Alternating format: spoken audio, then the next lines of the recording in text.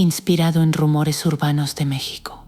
La selva maya no es un bosque, es una red, un sistema vivo donde cada árbol habla con los demás a través de las raíces, donde el agua corre bajo tierra a través de kilómetros de cuevas calcáreas, donde jaguares, ocelotes y peces ciegos que nunca han visto la luz del sol llevan miles de años coexistiendo en un equilibrio tan frágil que un cambio de temperatura en un cenote puede matar especies enteras. Eso es lo que existía bajo el tramo 5 del Tren Maya antes de que llegaran las máquinas.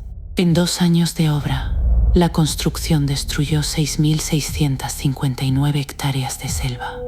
El 87% de ese desmonte se hizo sin autorización legal. 121 cuevas y cenotes del gran acuífero maya quedaron afectados solo en el tramo entre Playa del Carmen y Tulum. Se insertaron 15.000 pilas de concreto dentro del acuífero, el mismo acuífero que es la única fuente de agua potable de toda la región. En esa misma zona, en 8 meses, 6 jaguares fueron atropellados por el tren al quedar atrapados entre las vías y la carretera. 64 trabajadores murieron durante la construcción.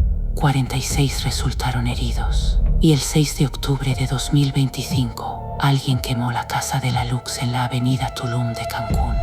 Lo que nadie del gobierno ha explicado es por qué tantas cosas comenzaron a salir mal exactamente cuando empezaron a destruir lo que los mayas siempre advirtieron que no debía tocarse. En la cosmovisión maya, los aluxes existen desde antes de que hubiera nombre para ellos.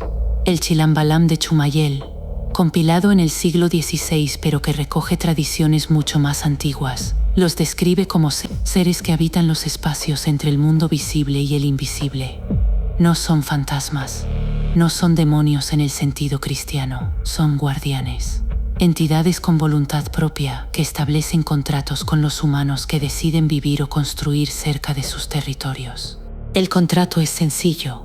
Cuando alguien quiere edificar una casa, sembrar un campo o abrir un camino en terreno que los aluxes consideran suyo, debe realizar un ritual. Se llama el ritual de la casa de la Lux o simplemente la ofrenda de permiso. Copal para el aroma que los atrae.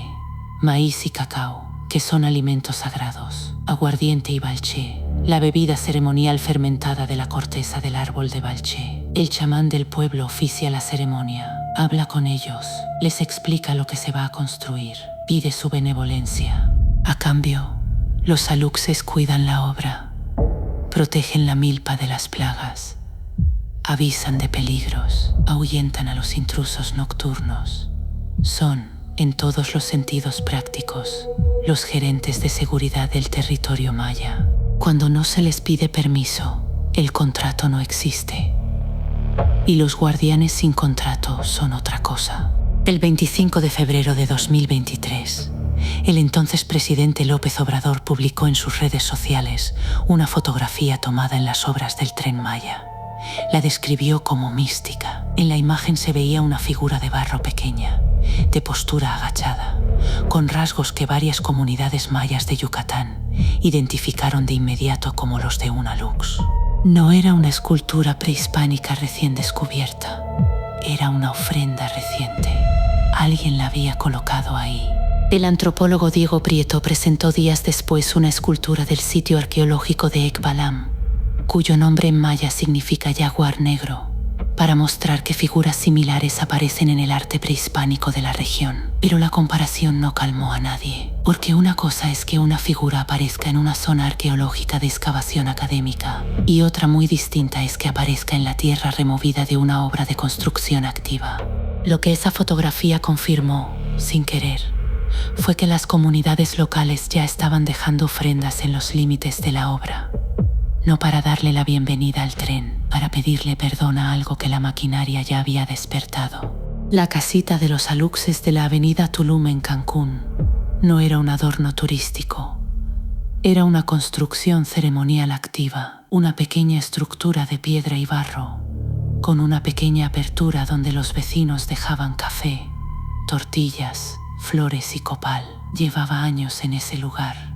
Era, en la práctica, una iglesia, una estación de comunicación entre el mundo humano y el de los guardianes. En julio de 2022, cuando las obras del Tren Maya entraban en su fase más intensa en Quintana Roo, alguien demolió esa casita. El Financiero documentó el evento. La comunidad reaccionó con una mezcla de miedo y furia que sorprendió a los medios que cubrieron la nota. No era solo tristeza cultural, había algo más. El año siguiente, una nueva casita fue construida en el Boulevard Luis Donaldo Colosio. Los vecinos comenzaron de nuevo sus ofrendas, como si supieran que el tiempo apremiaba. El 6 de octubre de 2025, la casita de la avenida Tulum fue incendiada. Las imágenes circularon en redes sociales. Los comentarios de los locales fueron unánimes. Para el responsable ya comenzó su castigo. No especificaron qué tipo de castigo. No especificaron quién lo ejecutaría. Nadie encontró al responsable. El descarrilamiento de agosto de 2025 no fue el primero. Fue solo el que salió en los periódicos. Las investigaciones posteriores revelaron que el accidente desencadenó una avalancha de información que las autoridades llevaban meses conteniendo. Muertes de trabajadores no registradas, cambios de trazado que eludían estudios ambientales, pilotes de concreto instalados sobre cuevas que los ingenieros sabían que eran inestables. El nombre de la cueva más grande afectada por el tramo 5 es el sistema Cueva Garra del Jaguar. El tren pasa sobre ella. Se construyó un puente atirantado sin manifestación de impacto ambiental. Un puente sobre la Garra del Jaguar, sin permiso, sin evaluación, sin ritual. La ambientalista documentada por El Universal en diciembre de 2023 lo describió de esta manera. El agua sigue corriendo, depositando el calcio en distintas partes de la cueva. La cueva está viva, se sigue moviendo, y son cuevas cuya característica natural es colapsar. No dijo que el tren se iba a caer de inmediato. Dijo que la cueva iba a seguir haciendo lo que lleva haciendo miles de años, que el concreto y el acero no cambian la geología, solo la irritan. En maya, la palabra para el colapso de una cueva es hoch. Viene del mismo radical que la palabra para la trampa que los cazadores usan para atrapar animales grandes. La cueva que cede bajo el peso equivocado. Hoy el Tren Maya opera sobre una ruta donde no existe un solo río visible. Toda el agua de la península de Yucatán corre bajo tierra, a través del gran acuífero Maya, el sistema de cuevas y cenotes más grande del mundo. Los expertos lo describen como un organismo vivo. Tiene temperatura propia, tiene ciclos, tiene historia que se puede leer en la química del agua, como anillos de un árbol. Las 15.000 pilas de concreto que perforan ese organismo no tienen precedente en ninguna obra civil de la historia de México. Nunca se había hecho esto antes. No había manual, no había estudios de largo plazo. El gobierno decidió que el tren era más importante que el agua y que los permisos legales eran una formalidad que el tiempo corregiría. El acuífero no ha respondido todavía de la manera que los científicos temen. El descenso del nivel freático comenzó a medirse a partir de 2024. Es lento, es constante. La selva que cubría ese acuífero y regulaba su temperatura fue talada. 10 millones de árboles en 2 años. La cubierta vegetal que mantenía la temperatura interna de las cuevas estable ya no existe en gran parte del tramo 5. Lo que empieza a cambiar abajo no se detiene fácilmente. Los jaguares lo supieron antes que los geólogos. El jaguar es uno de los pocos animales en la Tierra que puede moverse entre dos mundos, tierra y agua, que puede ver en la oscuridad total, que puede olernos aunque no lo veamos. Los mayas lo convirtieron en deidad precisamente porque reconocieron en él algo que ellos no podían hacer: habitar simultáneamente en el mundo visible y en el invisible.